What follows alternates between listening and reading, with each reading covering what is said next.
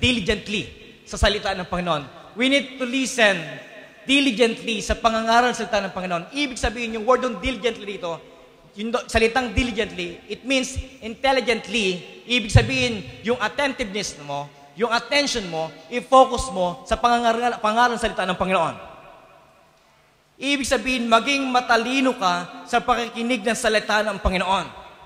Pag nakinig ko tayo ng salita ng Panginoon, make it sure na naiintindihan at nagpe-penetrate yung salita ng Panginoon through the power of the Holy Spirit. Amen? This is the time na ang banal na Espiritu ay gagawa at kikilos sa ating buhay. And if you will not hearken diligently to His Word, magiging failure ka ngayong umagang ito. So we need to listen diligently. We need to listen intelligently. We need to listen wisely. Why? You are a Christian, you have the Holy Spirit, you have the Bible, we have our pastor, we have the church, and we are blessed as a Christian. Church, from the beginning till the end of the year, ang Diyos ay naging matapat sa atin. At ang sabi ko sa verse 11, verse 10, sapagkat ang lupain na inyong pinaroroonan upang ariin ay hindi gaya ng lupain ng Ehipto na inyong pinanggalingan, na doon nagtatanim kayo ng inyong binhi at inyong dinidilig ng inyong paa na parang taniman ng mga gulay, kundi ang lupain ay inyong tatawirin upang ariin ay lupang maburol, malibis at dinidilig ng tubig ng ilan sa langit.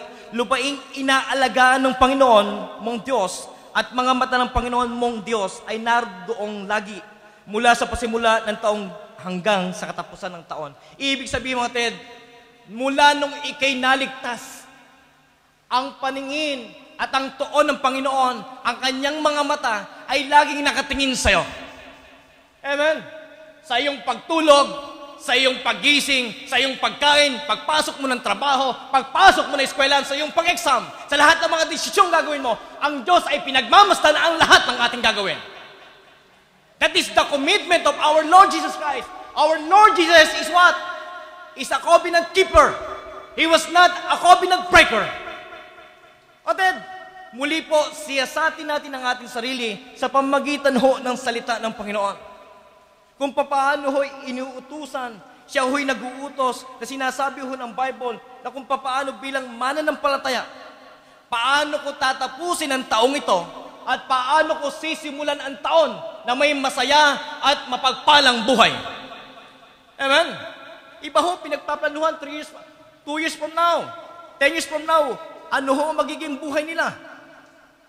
May plano sila. Ted, as a church, as a Christian, we need to plan. Amen? Sabi ko nga sa mga bata, Ted, to be an efficient, effective na bata, we need to think ahead. As a Christian, we need to think ahead. We need to plan ahead. Hindi pa pwedeng ano lang ang mangyari. Amen? Ibig sabihin, in the future, meron ka ng plano sa buhay mo. At ano ang gusto mo mangyari? And after na ikaw nagplano, stay focused to your plan. Stay focused to your plan. And through that, you will be an effective Christian. You will be an efficient Christian. Amen? At inutusan ho ng Panginoon ang mga Israelites. Ang sabi ho ng Bible, sa verse 19, o sa verse chapter 11, sabi ho rito, yung lupain na tinutuntungan nyo, na ipinangako ng Panginoon, yan po'y galing sa Panginoon.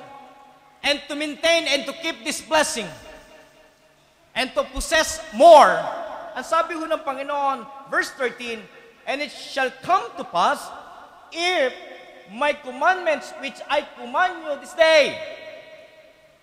Tingnan nyo sabi ng Bible, if my commandments which I command you this day, ano yung pinakikita rito mga kapatid? Yung authority ng Panginoon. We need to submit to the highest authority, which is the Lord Jesus Christ.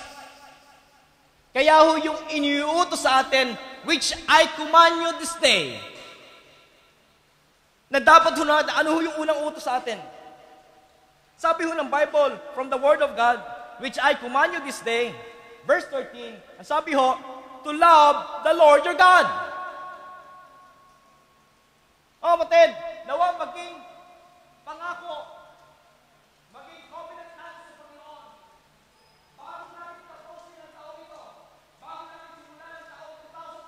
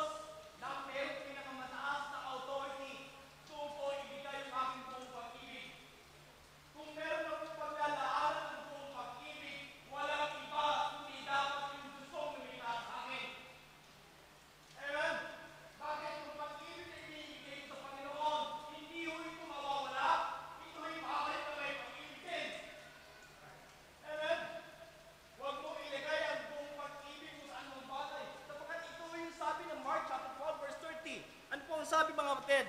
That is the first commandment. Love the Lord your God sa buhay mo.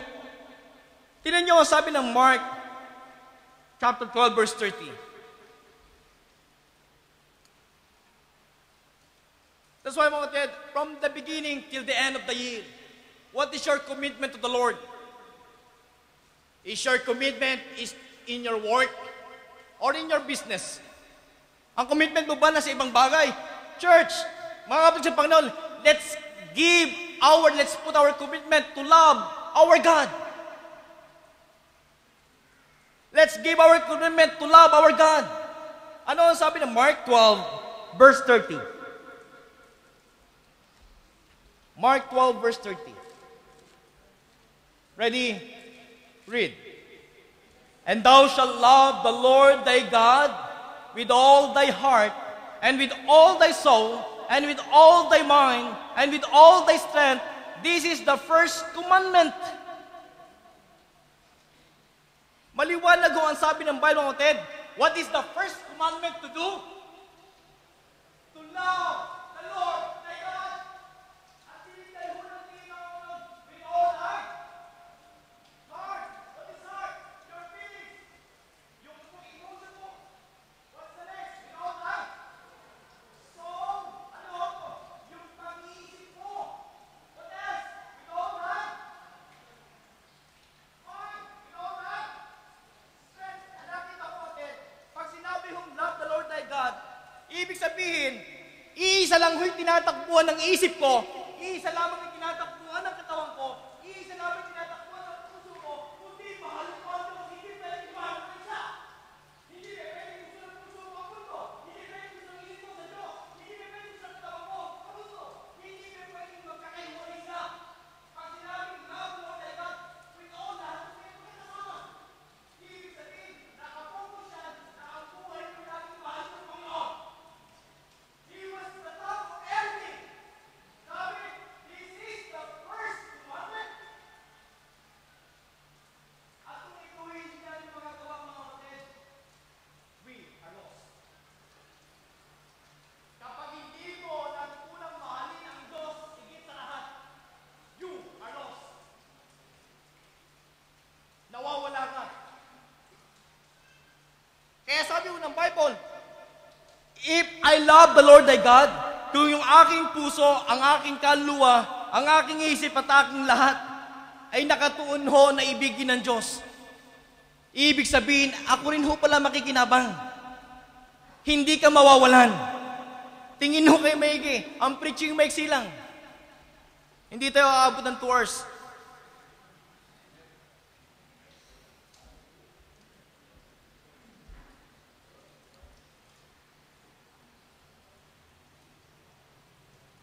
Ang tanong ko lang ho, kung sinasabi mo na ang puso at isip mo, ang kaluluwa mo, ang lakas mo'y talagang nakatuon na mahalin ang Diyos.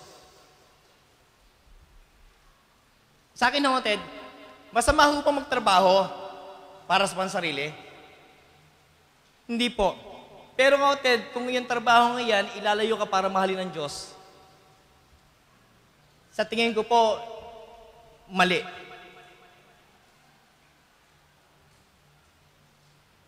Kasi hindi ho mag-uutos ang Diyos kung hindi magiging mabuti sa'yo.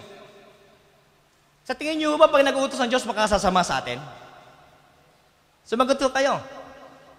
Ibig sabihin, kung ang inuutos ng Diyos ay makabubuti sa atin, bakit hindi natin pakinggan na may karunungan? Bakit hindi natin gawin na may karunungan? Ibig sabihin, ang sagot ay naruna.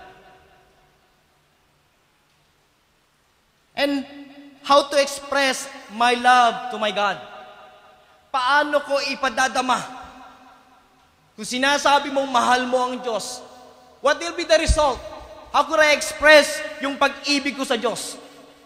Tingnan nyo ang sabi ng Bible, if you love the Lord thy God, nagsiyasat ko tayo pansamantala. Tingnan nyo ang sabi ng Bible kung talagang mahal mo ang Diyos. Tingnan nyo ang sabi ng 1 John 5:3. 1 John 5:3. Ano ang sabi ng 1 John 5:3? Sabi mo dyan, for this is the love of God, that we keep His commandments. Ibig sabihin, the result na sinasabi mong mahal mo ang Diyos, na mahal mo yung the highest authority sa Bible. We keep His commandments. Ibig sabihin, we are obedient. Masunod ka saan? Sa salita ng Panginoon. If you really love the Lord thy God, you will keep His commandments. Kapag hindi mo ang salita ng Diyos ay winansin mo sa'yo, hindi mo pinanabi ang salita ng Diyos sa'yo, hindi mo mahal ang Diyos. Amen? Maliwanag ko ang sabi ng Bible. This is the love of God, that we keep His commandments. Ibig sabihin ng salita ng Panginoon, dapat mong pinagbubulay-bulay. Dapat ang salita ng Panginoon, lagi mong pinag-aaralan. That is your covenant. Sa tikpan ho natin, na ang salita ng Panginoon, lagi kong pagbubulay-bulayan. Why? Ito lamang ho ang patotoo na mahal ko yung Diyos ko. Na lagi mo ang salita ng Panginoon, iyong pinagbubulay-bulay. Do you really love the Lord? Then keep His commandments. Amen? Ano ang sabi ng 1 John? O John chapter 14, verse 15. John chapter 14, verse 15. Ang sabi ho ng Bible, if you love me, keep my. Would you please, lahat po tayo, basahin po natin.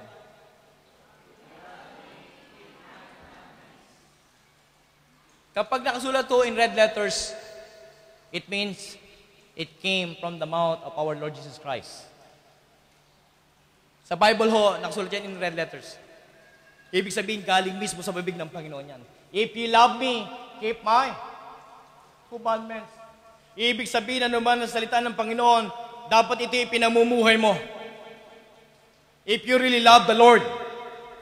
Amen? That is being obedient.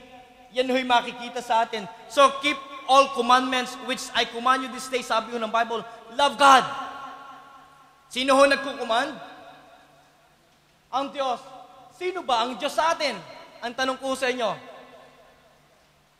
Sino ba ang Diyos sa atin? Pag kilala mo kung sino ang Diyos sa'yo, hindi mo magiging mahirap na sunod ka. Why? You know your God. Kaya kapag tayo, I know whom I have believed. Kilala ko yung aking sinasampatayanan. Kilala ko yung aking minamahal.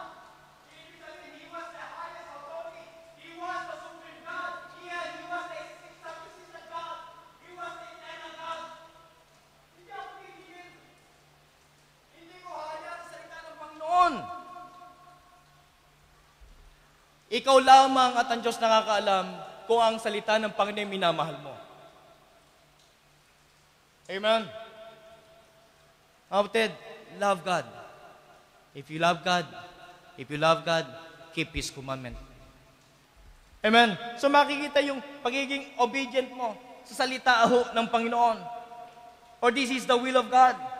Kapatid, ang tanong ko lang ho, what is the result?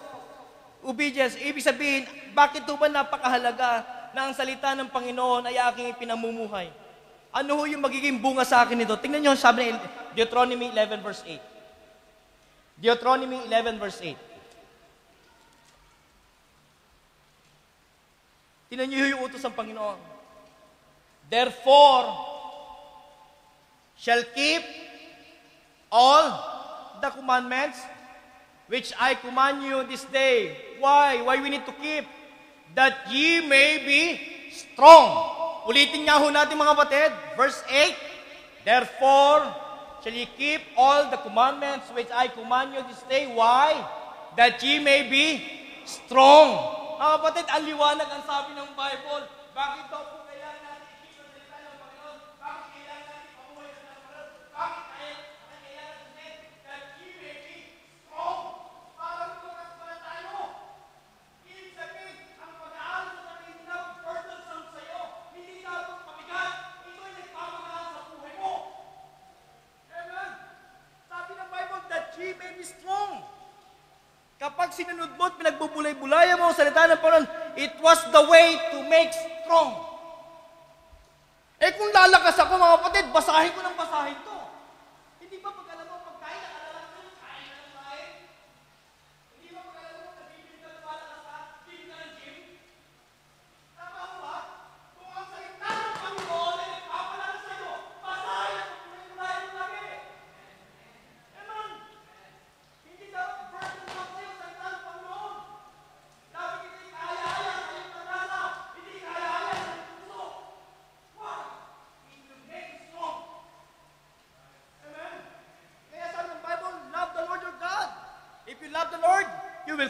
you will keep His commandments.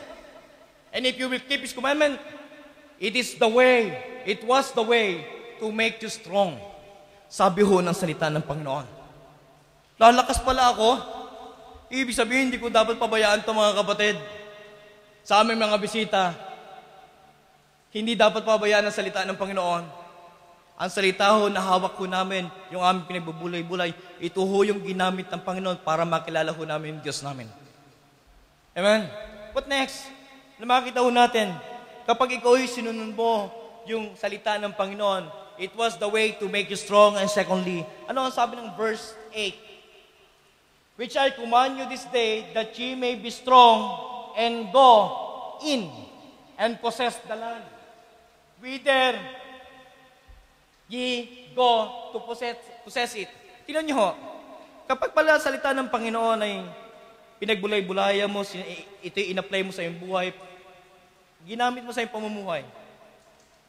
Maliban sa it was the way to make you strong, secondly, it was the way to get possession. Kasi ang sabi ng Bible, that ye may be strong and go in and possess the land. Nakita niyo mga kapatid? It was the way to make strong. And secondly, it was the way to get possession. Ibig sabihin, it was the way para makamit mo yung blessing ng Panginoon if you will keep His commandments. Pero kung magdi-disobey ka, hindi mo susundin ang salita ng Panginoon, you cannot get possession. Do you want blessing? Then keep His commandments. So yun ang sabi ng Bible eh. Go in and possess the land. Yun ang sabi ng Bible. Yun hong ikay may salita ng Panginoon, God is only preparing you for a war. Not physical war, but spiritual war. Amen? Yung salita ng Panginoon, ang tutulong sa'yo para i-battle yung spiritual warfare na magkakaroon tayo. There was a battle na dami sa ating buhay. And it was spiritual warfare. Na-encounter natin ito daily in our family, in this school. But church, through His Word, we will become strong. Amen? And we'll get, and it is the way, the Lord, it is the way to get possession. Gusto ko hong makaroon ng pagpapala. Amen? Gusto ko hong may marating ako. Wala ho ba kayong plano? Sigurado ho meron. Ako rin ho meron. Pero isang bagay lang ho ang isisabi sa kasalita ng Panginoon. Keep His commandments. Amen? Kaya ka nakapasa ng board exam dahil may salita ka ng Panginoon.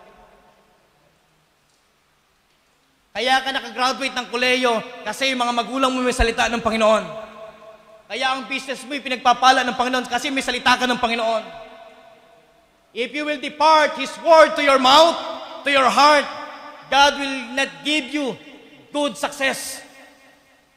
Yun ang sabi ng Joshua chapter 1 verse 8. Amen? Let us possess more blessing. Let us possess more blessing from God. It is only by keeping His commandment and obeying His commandment. Amen? Yun ho, sinasabi ho ng Panginoon na dapat ho tayong magpatuloy sa Panginoon. What else na makikita ho natin? Tingnan niyo yung sabi ng 11:22. Deuteronomy 11:22. For if ye shall diligently keep all these commandments which I command you, to do them, to love the Lord your God, to walk on all His ways, and to cleave unto Him, then will the Lord drive out all these nations from before you, and ye shall possess greater nation and mightier than yourselves. Ano pinakikita mga kapatid? Kasi yung mga nations, bago na ma-possess yung land, may tinatawag ng mga ice, may mga trouble, may mga hadlang, para makamit yung blessing. Pero God will drive out all these things. Why? You keep His commandments. Amen? You cannot do it by yourself. We cannot do it by our might. It is only by the might of our Lord Jesus Christ. We can conquer. We will become comfortable.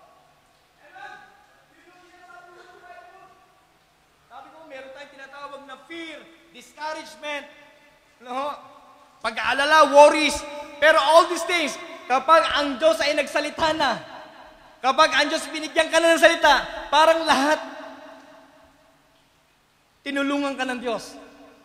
Amen? Yun yung itinuturo ng Panginoon. Then will the Lord drive out all these nations.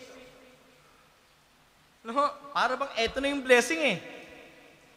Pero dahil ang Diyos, kahit na ikay nag-i-struggle, binabasa mo pa rin ang salita ng Panginoon. Amen?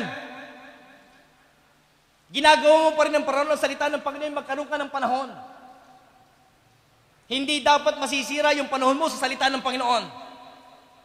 Dapat ito yung nagpapaganda ng panahon mo sa lahat pang-araw-araw. Amen? Yun ho yung tinuturo ho ng Bible. Kaya ho ang sabi ng Panginoon, balikan ho natin Deuteronomy 11. Sabi diyan, therefore shall ye keep all the commandments which I command you this day, that ye may be strong, and go in and possess the land, whither you go to possess it. Verse 9. Tingnan niyo yung blessing. If you keep His commandment, kapag nag-submit ka, nag-obey ka sa Panginoon, that ye may prolong your days in the land, which the Lord sware unto your fathers to give unto them, and to their seed, a land that floweth with milk and honey. You want to enjoy the blessing of God. Sabi ng Bible, and that ye may prolong your days in the land.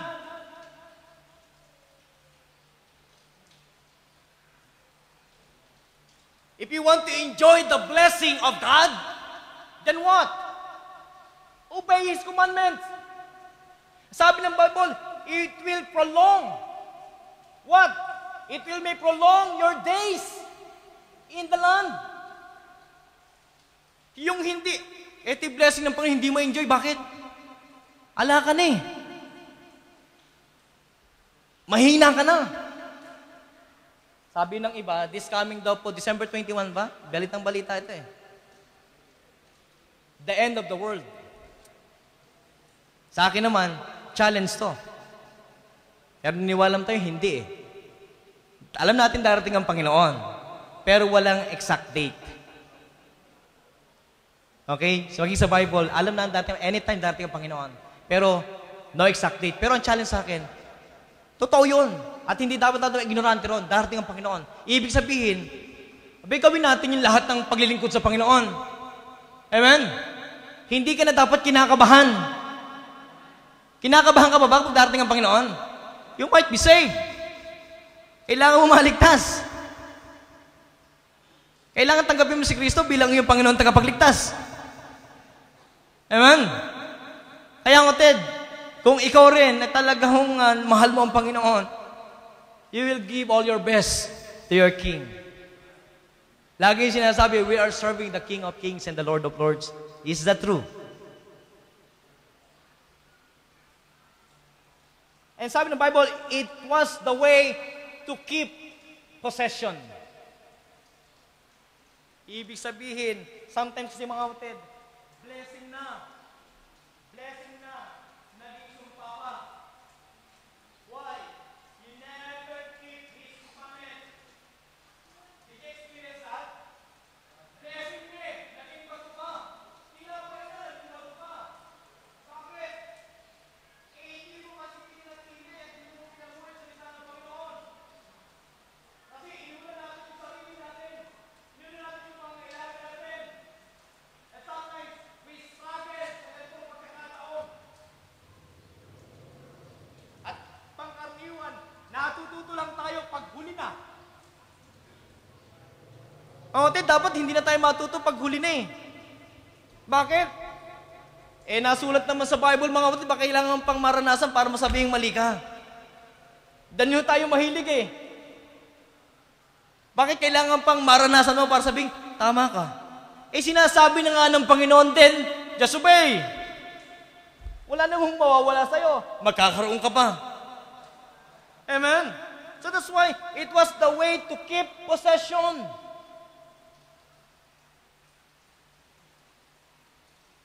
Gusto mo bang manatili yung business mo at pagpalain ng Panginoon? Wala naman sigurong Keep His commandment. What else? Being obedient, then prayerful. We need to be prayerful. Kapag ikaw ho'y talagang minamahal mo ang Panginoon, you are prayerful. Talagang nanalangin sa Panginoon. Why? Kasi, alam mo, I remember, kayo ho ba'y na-inlove na? Tatay Berong, hindi pa na-inlove to. Kaya ho, may 2 anak eh. At pag in-love ka mga kapatid, gustong-gusto mong kausap yung ano mo, partner mo. Di ba, Luel? Luel, pag in-love ka, gustong-gusto mong kausap?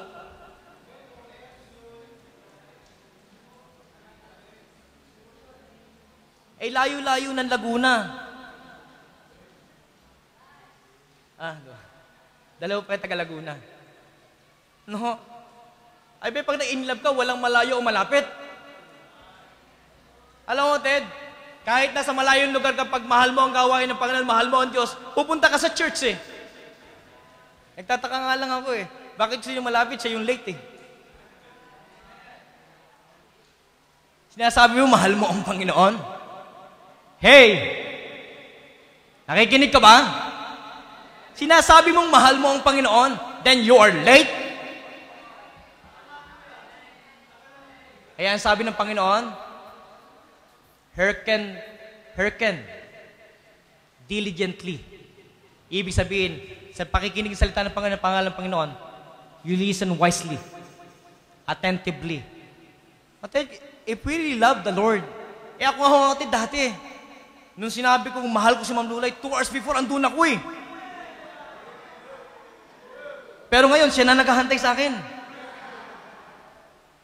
Ang kapatid, hindi dapat natin pinaghihintay ang Panginoon. Yung mahal mo ba, pinaghahantay mo? Hindi. Hindi mo pinaghahantayan. Nauuna ka. Ang ngiti mo, pag hinahantay mo siya, ganyan. Sabagat matagal na, nagbabago na. Ang kapatid, pag natin, paghintayin ng Panginoon, nakikinig ho ba kayong mga late?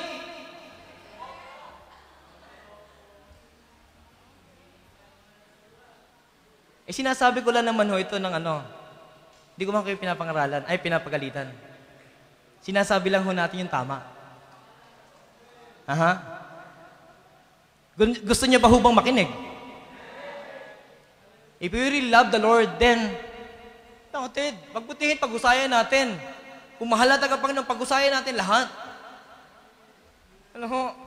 So, yung mga taong nagmamahal sa Panginoon, they praise God. 100 verse 2, Book of Psalms. Psalms 100 verse 2. Ano ang sabi ng Book of Psalms?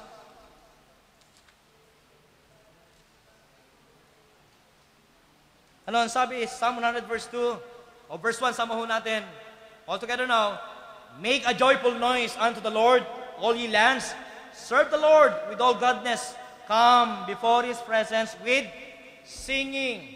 Kaya nga ho, ang gusto ho ng ating Panginoon, maging ating pastor, pag nag-aawitan, dapat lahat umaawit. Kaya kayo, pag anak nyo, pag time ng awitan, huwag nyong hayaang nakaupo. Let them sing. Especially pag nakikinig ng preaching, let them listen. Huwag nyo hayaan natutulog.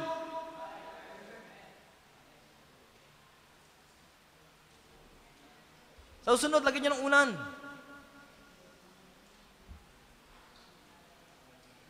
Bakit to? Mahal mo ang Panginoon eh. Yun ang sabi ng Bible, from the beginning till the end of the year. What is your commitment? Love your God. Love your God. Amen? Kita niyo sa mag-asawa. Maging sa amin na lang. Kapag hindi ho nanatili yung pag-ibig na nag-grow, nagbabago din magtratuhan eh. Tama ho ba? Pag hindi nag-grow yung pag-ibig na mag-asawa, nagbabago yung trato sa isa't isa eh. Kaya yung pag-ibig, hindi ho bigla-bigla nawawala yan. Yan yung unti-unting may pinanggalingan. Ano ho? Kapag may problema kayong mag-asawa, dapat sinesettle, lagi yung tinuturo ng ating pastor. Lagi tinuturo papaano natin mapapagtagumpayan yung mga problema sa buhay. Amen? So, love the Lord your God. Mahalin talaga natin ang Panginoon, mga kapatid, ng higit sa lahat. Number 2. Ano ang sabi ng Bible? Verse 12, verse 13. And it shall come to pass, if ye shall hearken diligently unto my commandments, which I command you this day, to love the Lord your God, and what? And serve Him with all your heart and with all your soul. Ano ho pumasok sa akin, mga kapatid? Serve God above all. Serve God above all.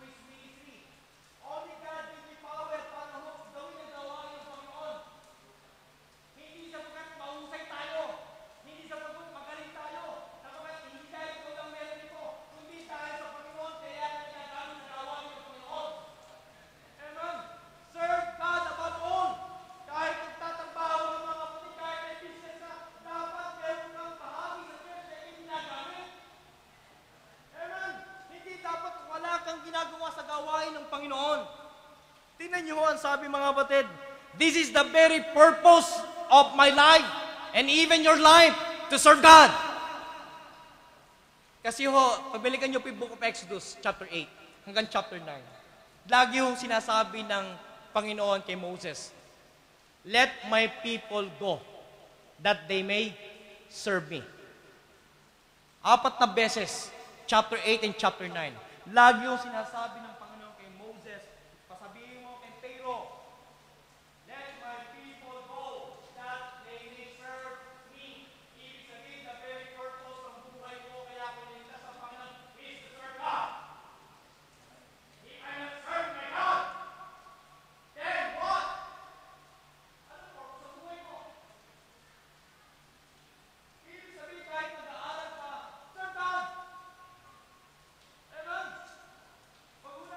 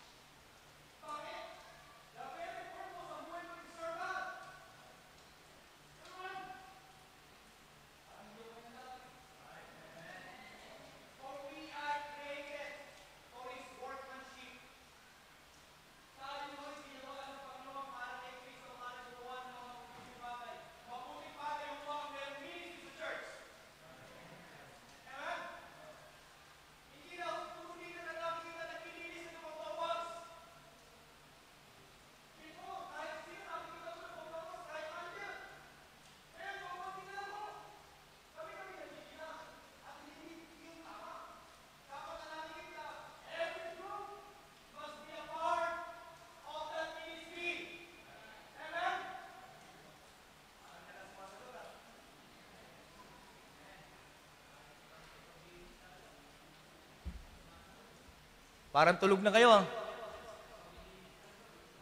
Oo.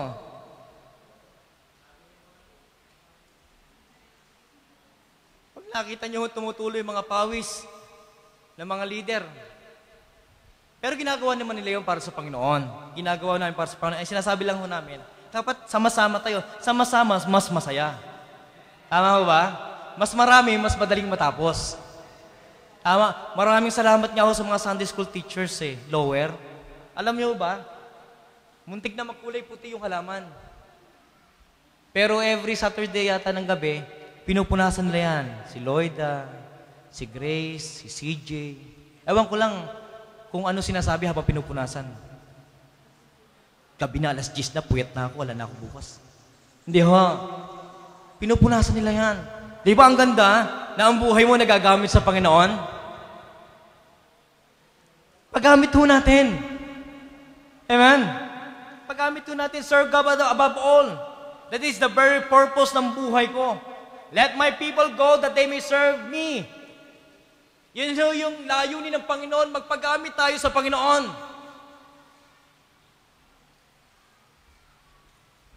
Kaya maraming salamat kay Brother Brother June. My prayer, Lord, nahihirapan po ako sa harmony. Wala akong sasakyan, talagang pansundo. Maraming salamat kay Brother June. Nung kinausap ko, sige Brad, ako na susundo.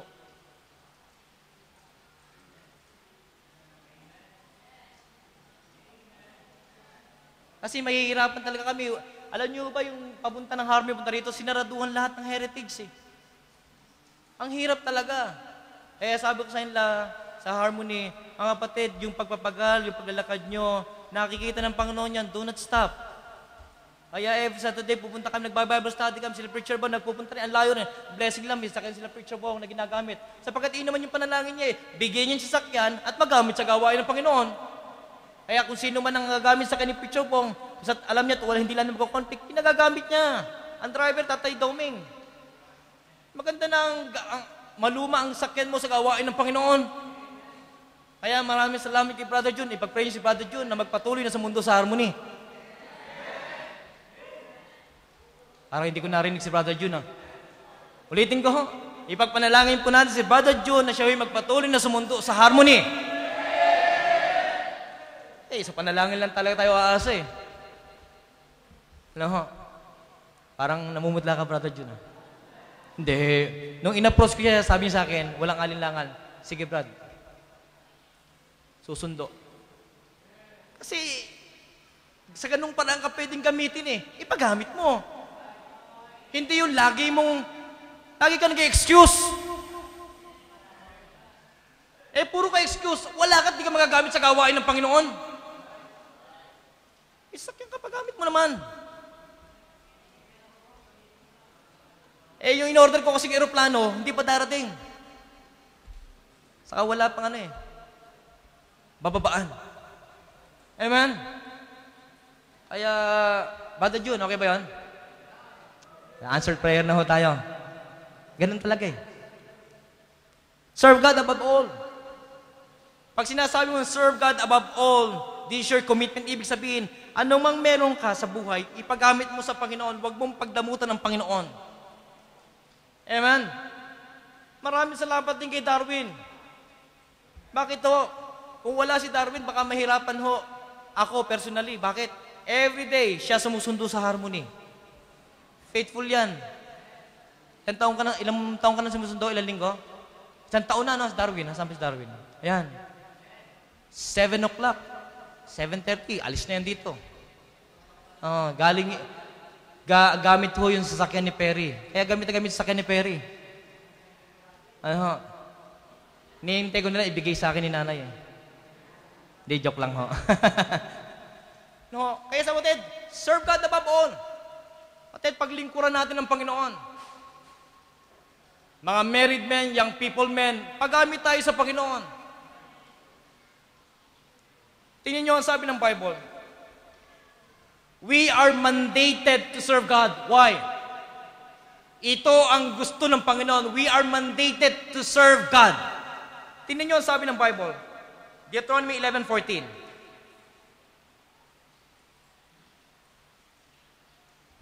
Ano ang sabi ho na 11:14?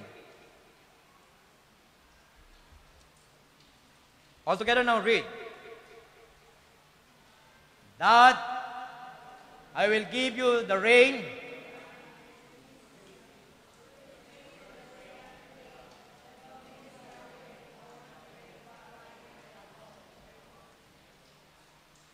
Alam niyo, Ted, kapag natutunan natin sumunod sa Panginoon, na mahalin natin siya at paglingkuran natin talaga siya, nang higit sa lahat, ang sabi ng Panginoon, ganda ng promise ng Panginoon, and that I will give you the rain of your land in its due season, the first rain and the latter rain. Pinag-aralan ko po, what is the first rain and the latter rain? Sa mga panahon ito, kasi namin, yung una sinasabing the first rain, ito ho'y nagpo-fall ng month of November. At yung latter rain, nagpo-fall po ng month of April. Alam niyo ba, yung month of November, yung first rain, napakahalaga sa kanila. Bakit? Ito pa yung talaga na bihirang-bihira bumagsak ang ulan. Kailangan umulan ng first rain in the month of November. Why? Kasi pag nabasa yung lupa, nagiging malambot. Ibig sabihin, in preparation para sa pagpatanim nila. Mahirap kung tanim ng lupa, matigas pa sa adobe. Hindi pa pwedeng tumubo ang mga mais. So that's why kailangan yung tinatawag na first rain. Napakahalaga sa kanila to. Para ho, in preparation sa kanila, pagkatanim, kailangan i-cultivate yung lupa. Yung tinatawag sa kanila latter rain, yung ulan na yun, naman ito. Yung ulan na yun, yun naman na magbibigay na parang mamunga yung mga mais. Anong ibig kong sabihin, mga kapatid? Na dapat po nating makita. Yung ulan ho, saan nanggagaling? Eto. Kung anumang may business ho tayo, huwag niyo hong kalilimutan na ubusin niyo ang lakas niyo dyan. Paggamit ka sa Panginoon. Alam niyo ba, in due season, it is the Lord who will give rain. Gusto ko pag sinabing rain, it is a blessing. Pag umulan, blessing na galing sa Panginoon. Hindi ho pwede na tayo nagtatrabaho, pero hindi ho tayo nagagamit sa gawain ng Panginoon. Dapat to, nagagamit tayo sa gawain ng Panginoon. And sabi diyan, the first rain and the latter rain, that thou mayest gather in thy corn, and thy wine and thy oil. Ibig sabihin, mga kapatid, kuminsan ho, tayo nagtatrabaho, pero bandang huli, wala rin tayong naiipon. Ibig sabihin, mga kapatid, paggamit ho tayo sa Panginoon. Kasi yun yung gusto ng Panginoon para sa atin. Kasi ho, kung hindi ho natin susundin at hindi ho tayo pagagamit ng Panginoon, kung hindi tayo magiging obedient sa salita ng Panginoon, ano ho ang ibibigay sa atin ng Panginoon? If we are not obedient na maglingkod sa Panginoon above all, mag-isip po kayo, mga kapatid. Ano ang ibabagsak sa iyo ng Panginoon? Apoy. Bibigyan ka ng mga pananim na nasusunog. Alam mo, Ted, kung ang Diyos ang magbibigay sa iyo ng customer eh. Tama ba mo, Carol?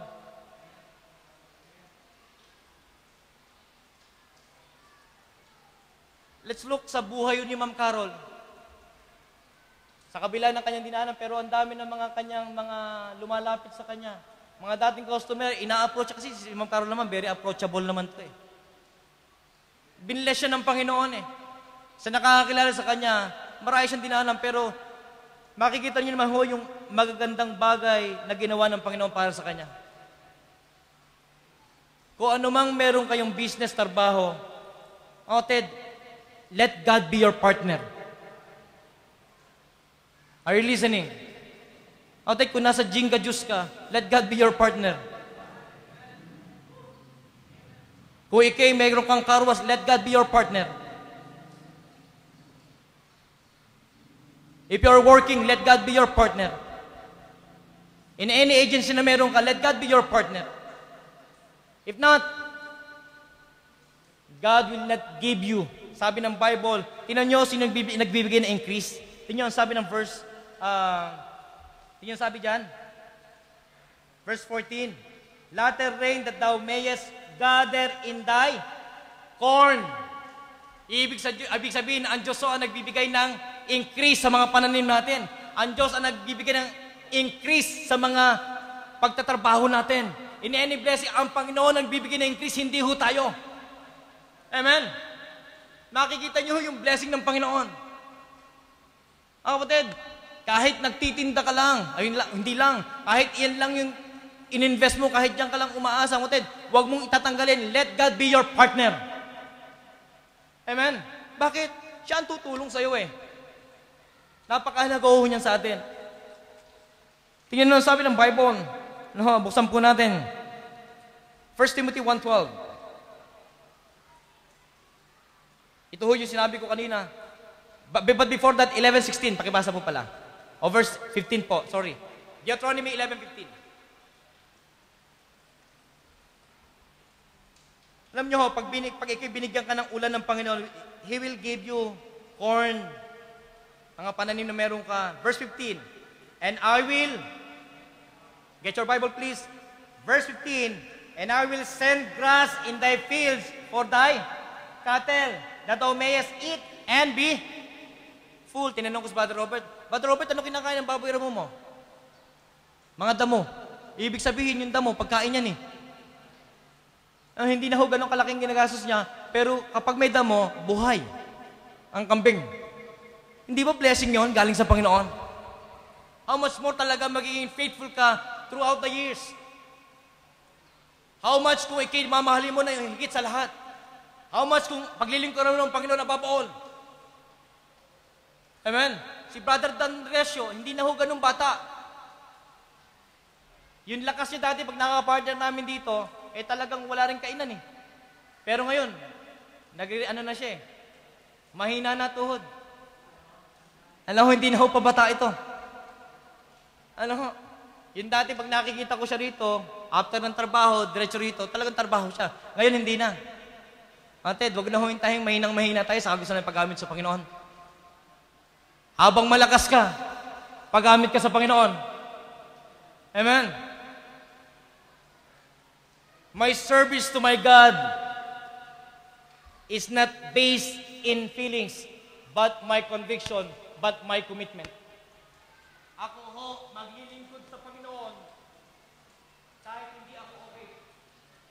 Gagawin ko maglilingkod sa Panginoon. Why? My service to the Lord is not based on my feelings, but in my commitment and my conviction to the Lord. Huwag po tayo hindi maglilingkod sa Panginoon sa atin. Pagkalantan ko, ganito ako. Hindi. I will serve the Lord. Why? This is my commitment. Make a commitment to the Lord. Totoo. Na masarap, maawit sa choir, ay talagang magaganda ang boses. Pero it doesn't mean, okay lang magkaunti. If we are 120 members here, we need 120 ministers. Are you with us? Kasi sinasama ko pa to. Ano lang mo, representative. If we are 120 members in SBCM, we need 120 ministers. Bawat isa sa atin naglilingkod dapat sa Panginoon, hindi nagpapakit lang.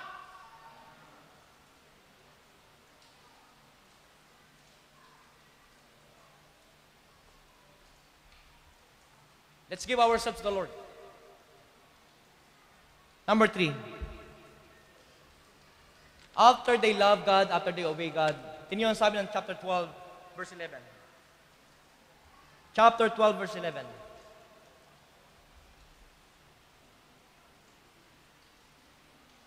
Chapter 12, verse 11. Asahin nun natin. Then, there shall be a place after na ikay nag-obey sa Panginoon. God has blessed you. Sabi ng Bible, after na ipagpalayan ng panahon, this is the command ng Panginoon. Verse 11, chapter 12, Deuteronomy. Then there shall be a place which the Lord your God shall choose to cause His name to dwell there. Thither shall bring all that I command you, burnt offerings and your sacrifices, your tithes, the heave offering of your hand, and all your choice vows which ye vow unto the Lord. Ano ho makikita niyo mga kapatid? Ang gusto ko makita niyo dyan, there shall be a place which the Lord your God shall choose to cause His name to dwell. Mga kapatid, may lugar ho na kung saan ang Diyos ay i-honor mo.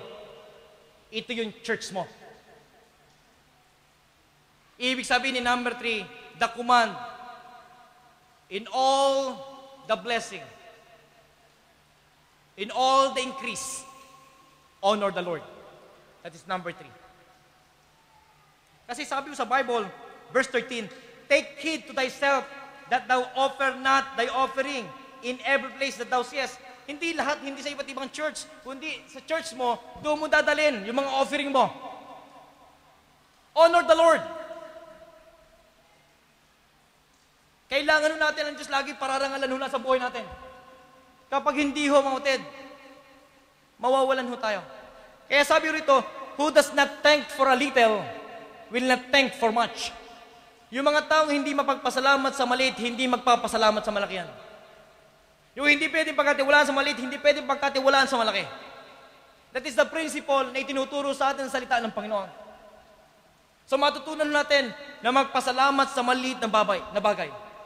Even some people complain because God put thorns in roses, while others praise Him for putting roses among the thorns. Ano man ang kinalalagyan mo, ano man dinadaanan mo, ano man ang situation mo meron kang kapatid, be thankful. Mapagpasalamat po tayo. Honor the Lord. How? Through our tithes.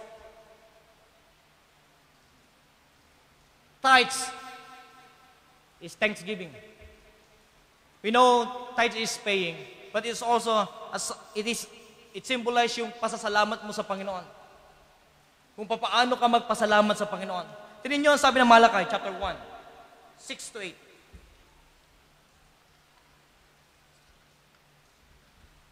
Malakay chapter 1, 6 to 8.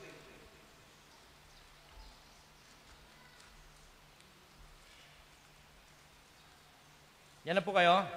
Malakay 1, 6 to 8.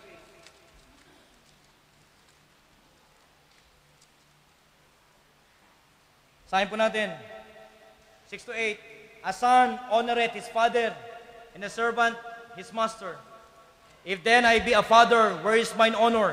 And if I be a master, where is my fear? Saith the Lord of hosts unto you, O priests that despise my name, and ye say, wherein have we despised thy name? Ye offered polluted bread upon mine altar, and ye say, wherein have you polluted thee? In that ye say, the table of the Lord is contemptible. And if you offer the blind for sacrifice, is it not evil?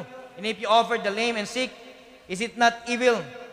Offer it now unto thy governor. Will he be pleased with thee? Or accept thy person? Saith the Lord of. Atet, ano yung tinuturo mo, Ted? If you really honor the Lord, atet, tinuturo nito, kapag ikaw ay magdadala ng mga bigay pa sa iyong mga higher authority, sa tingin nyo ba magiging katanggap-tanggap yung pilay? Ibig sabihin mo, Ted, ang i-honor po natin ang Panginoon. God doesn't deserve the leftover. Hindi ho tira-tira ang para sa Panginoon. Lagi ho una ang Panginoon sa buhay dapat natin. Hindi ko ano yung natira, yun ibibigay mo. Don't treat the Lord na kagaya ng ganoon. Hindi lang natin bibigyan ng Panginoon ng tip. Ibig sabihin, this coming 23rd Sunday, Let's give the best for God. Hindi ho dapat leftover. Hindi dapat tira-tira. He is your King of Kings and the Lord of Lords. Siya'y nagbigay sa iyo lahat ng meron ka. Then serve Him. Offer Him the best ng buhay ho natin, ng meron ho tayo. Tingnan ang sabi ng Malakay, di ba? Kapag hindi ho natin na-honor ang Panginoon ng tama, tayo rin ho ng problema eh. Tayo rin ho mahirapan. Let's give our tithes. Ang sabi ng Panginoon, tingnan ang sabi ng chapter 1, the burden, verse 1, the burden of the word of the Lord of Israel by Malakay. I have loved you. Lagi niyo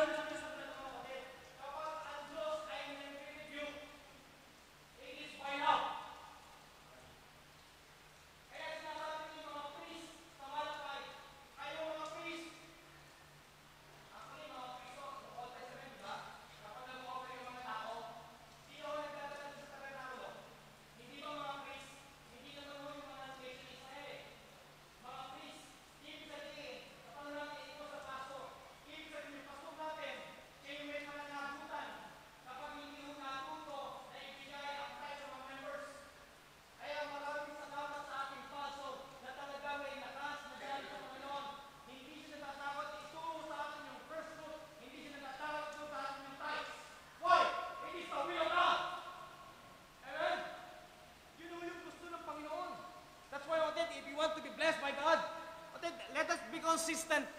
Let's give what is due to the Lord. Ibigay ho natin yun, mga kapatid. That is my thanksgiving sa Panginoon. Ang sabi dyan po, makita niyo, our tribute. Yung tribute yan, yung tinatawag na heave offering.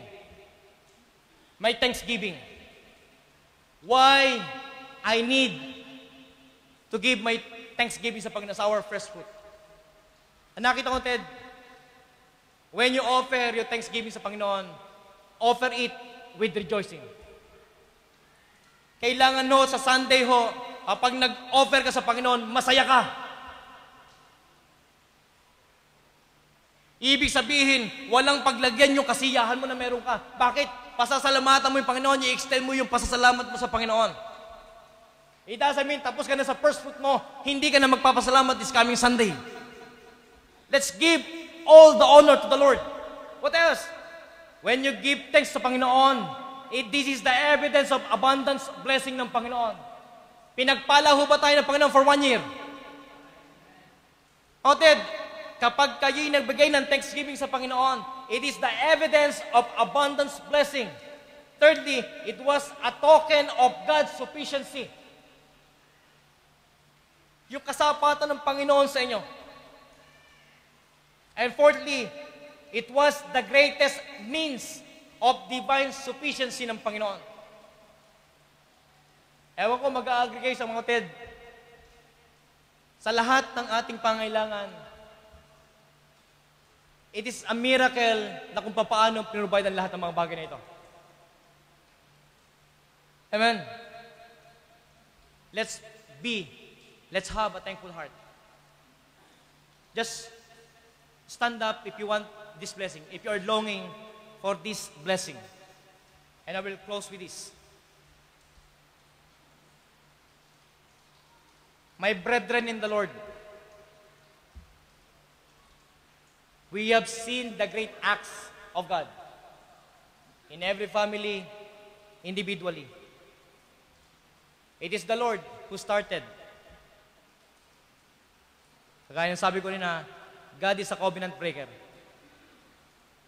Ang mata ho ng Diyos ay nakatingin sa puso ho natin. And I will ask you,